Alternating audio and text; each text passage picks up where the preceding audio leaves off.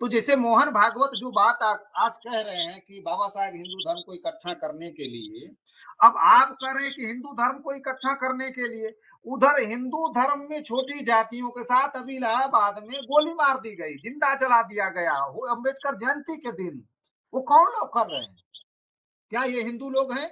क्या ये मुस्लिम लोग ये काम कर रहे हैं? ये हिंदू ही कर रहे हैं। और फिर वो कर रहे हैं कि हिंदू को इकट्ठा करने की बात। अरे मोहन भागवत जी, अगर आपके अंदर थोड़ा भी मानवता है तो सबसे पहले मुहिम आपको मानवता के प्रति चलाना होगा। अरे भाई, अभी तो संविधान का राज है, तब ये गति है SC ST OBC का है। अगर कहीं राम राज्य आ गया तो हमारे समाज में SC ST का क्या होगा, इस पर हमारे SC ST के लोगों को सोचना और समझना होगा। और मोहन भागवत की जो ये बातें आ रही है, मोहन भागवत जी की ये बातें जो है ये बहुत ही खतरनाक है। हमारा जो समाज है, ये हमारे समाज को समझना होगा। अगर वो हिंदू की कह रहे हैं कि हम पूरे समाज को हिंदू, अगर बाबा साहब हिंदू बनाना चाह रहे थे तो उनके साथ छुआछूत, अस्पृश्यता, ये सारी चीजें क्यों लागू हुई? साथियों, जय भीम, जोहार, नमस्कार। इस वक्त हमारे साथ दीपांकर सर जुड़े हुए हैं। सर का सबसे पहले बहुत बहुत स्वागत करते हैं अपने चैनल पर। धन्यवाद सर, आपको और आपके चैनल पर जुड़े हुए सभी साथियों को।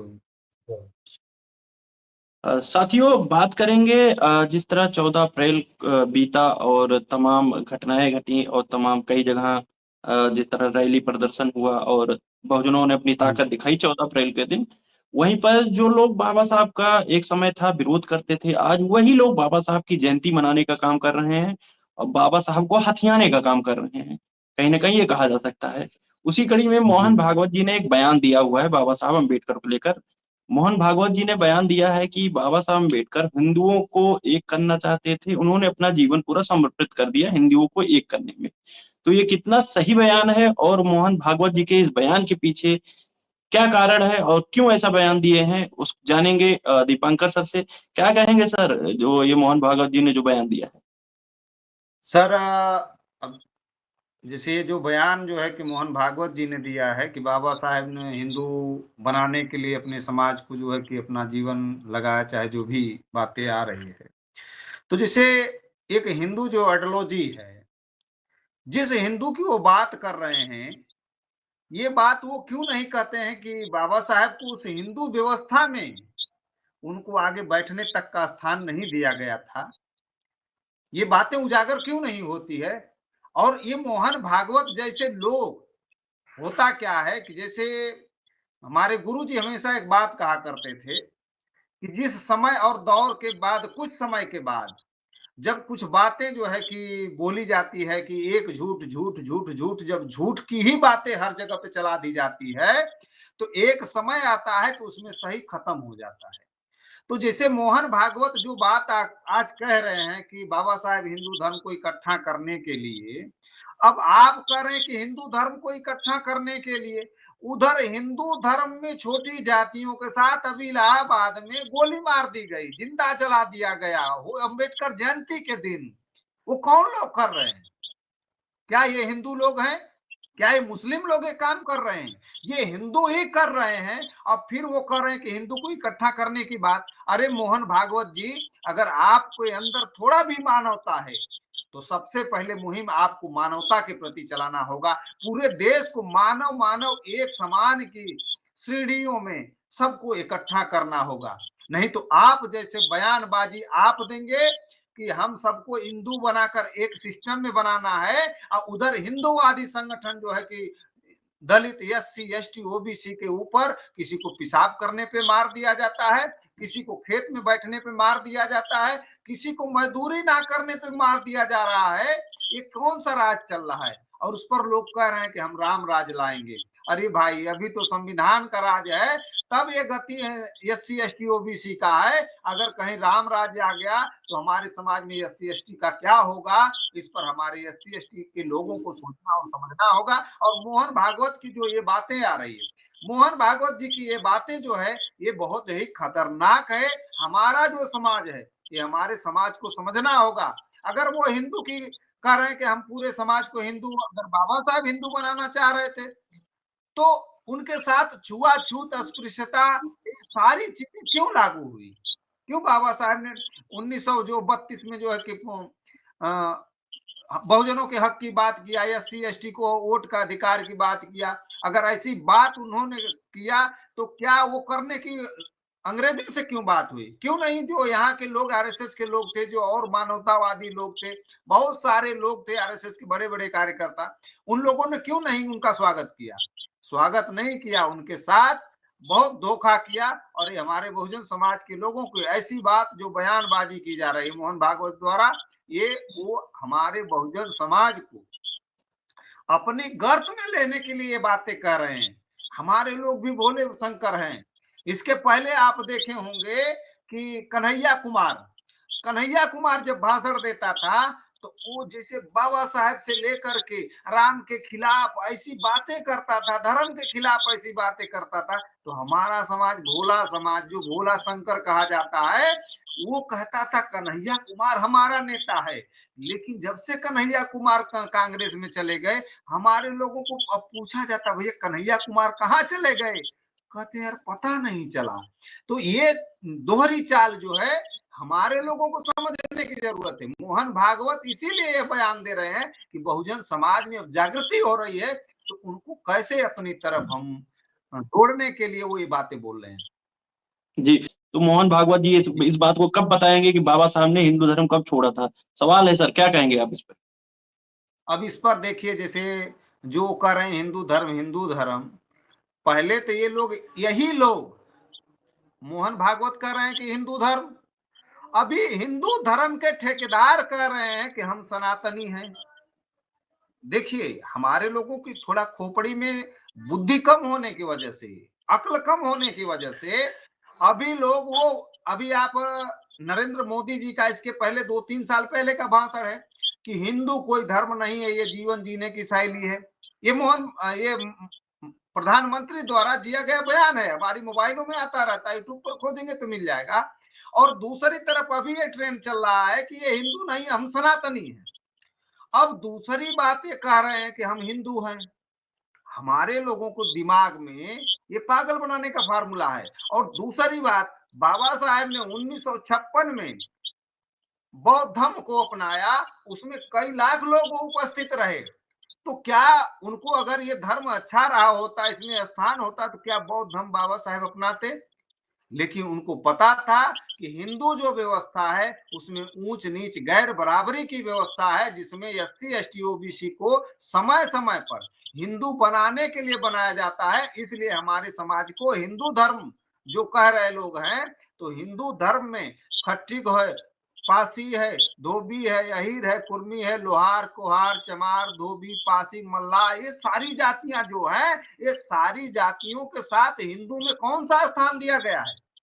कितने लोगों को हिंदू के बड़े नेताओं ने हिंदुओं को स्थान दिया है? अरे समय आने पर पासी को भी मारा जाता है, धोबी को मारा जा रहा है, मल्लाहों को मारा जा रहा है, यही को मारा जा रहा है, चमार को मारा जाता है। यहाँ तक जो हिंदू में बड़े नेता बहन जी हुई, अखिलेश जी हुए, अखिलेश जी और बहन जी के होने के बाद उनकी भी कुर्सी धोई गई, उनका भी मुंह धोया गया। तो हम कहां से माने कि हम लोग हिंदू हैं? अगर इस बात को मोहन भागवत जी कह रहे हैं तो पहले अपने आचरण में परिवर्तन करें। मानव मानव एक समान की दृष्टिकोण को अपने अंदर जब तक नहीं करते हैं, तब तक समाज में ऐसे बयानबाजी करने से हमारे लोगों को अपने में शामिल तो कर सकते हैं, लेकिन मानव मानव की एक कड़ी नहीं पैदा कर सकते। तो साथियों, ये वही लोग हैं जो समानता की जहां समरसता की बात करते हैं। ये तमाम ऐसे बयान देते हैं जिससे बहुजन समाज को भटकाया जाए। सर ने वही बातें कही कि जब जब यही वही लोग हैं जो इतिहास काल में अगर उठा के देखेंगे, इतिहास के पन्नों को उठा के देखेंगे, क्योंकि यही लोग इतिहास के पन्नों को खोल रहे हैं। कभी राणा सांगा का मुद्दा उठाते हैं, कभी औरंगजेब का मुद्दा उठाते हैं। लेकिन अगर इतिहास के पन्नों बहुजनों ने खोलना चालू कर दिया तो ये कहीं के नहीं बचेंगे। क्योंकि इतिहास काल में जिस तरह बहुजनों के साथ उन्होंने शोषण किया, पेशवा काल में इन्हीं के पूर्वजों ने। जी सर, मेरा आजकल बहुत सारे मुद्दे लाए जा रहे हैं, बहुत सारे इतिहास खोजे रहे हैं। भाई उन इतिहास को क्यों नहीं खोजा जाता कि एससी एसटी ओबीसी को जब भारत गुलाम था तो उनको किस अवस्था में रखा गया था? अंग्रेज भारत में आए, मुगल भारत में आए, आने के बाद में एससी एसटी ओबीसी शूद्रों के साथ कौन सा व्यवहार हुआ? शूद्रों को भी उनको बैठने का स्थान नहीं दिया गया। वो किस व्यवस्था की बात कर रहे हैं? मोहन आज भागवत जो जी है वो सब, एक सर मेरा सवाल ये भी है, मोहन भागवत जी वो कब बताएंगे कि उनके पूर्वजों ने यहीं के लोगों के कमर में झाड़ू बांधा और गले में मटके बांधा। मोहन भागवत जी ये बात कब बताएंगे, कब आके चौराहे पे माफी मांगेंगे कि उनके पूर्वजों ने जो हमारे साथ अन्य अत्याचार किया हमारे समाज के साथ। आज भी जो घटनाएं घट रही हैं, आए दिन घटनाएं घट रही है जात के नाम से। कभी एक बच्चा पानी पीता, घड़े घड़े से उसकी उसकी निर्मम तरीके से हत्या कर दी जाती है, मूछ रखने की वजह से मार दिया जाता है। और यही बागेश्वर धाम जी है, धीरेन्द्र शास्त्री जी, वो कहते हैं कि हम हिंदू गांव की स्थापना करेंगे।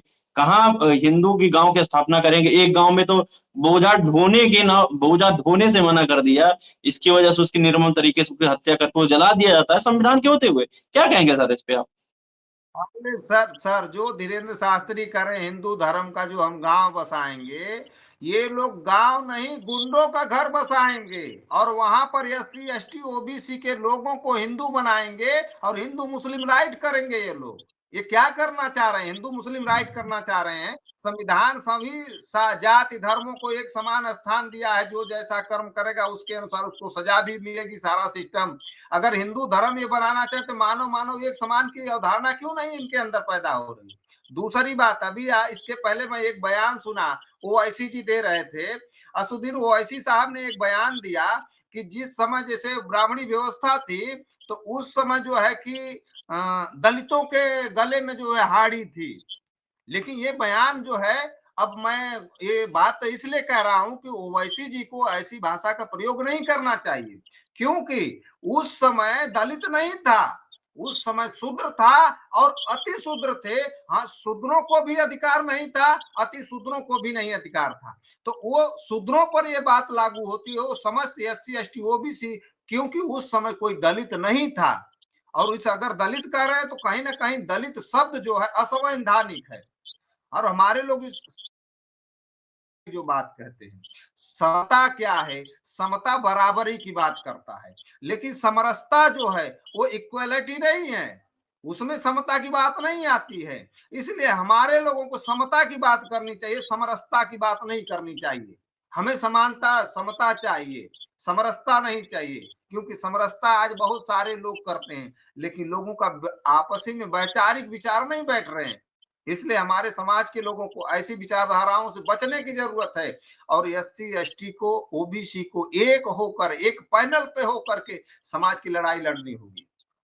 जी, तो साथियों हमारे साथ दीपांकर सर थे, जिन्होंने साफ तौर पे बहुत सटीक जवाब दिया मोहन भागवत जी के इस बयान को कि जो लोग आज एससी एसटी ओबीसी को हिंदू कह रहे हैं, हिंदू के नाम से कोई संवैधानिक अधिकार भी नहीं, अगर देखा जाए हिंदू के नाम से कोई संवैधानिक अधिकार जी एससी एसटी ओबीसी को नहीं मिलता।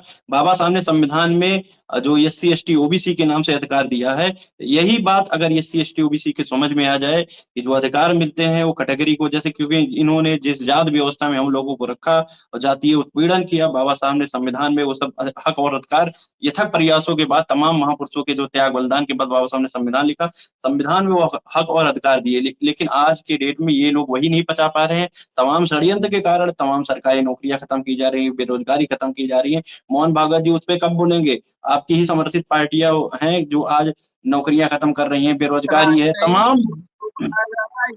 से खत्म भी किया जाएगा, ये उनकी रणनीतियां हैं, हमारे लोगों को समझने की जरूरत है। जी जी, तो साथियों बातें जो होती हैं सांकेतिक होती हैं, शब्दों का बड़ा खेल है।